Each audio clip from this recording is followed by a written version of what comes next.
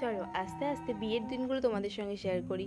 এটা দেখেই বুঝতে পারছো কোন টাইমের ভিডিও চলছে, একদম ভোরবেলার দিকে। আর এখানে আমাদের নাকি নিয়ম আছে যে মাছ ভাত মুখে দিতে হয়, তো সেই জন্য একটা ভাত একটু মাছ দিয়ে, যেটা কালকে রান্নার থাকে, সেটাই আমাকে মা একটু মুখে দিয়েছিল, কারণ আমার খাওয়ার একদমই এগুলো ইচ্ছা ছিল না, একদম খালি পেটে।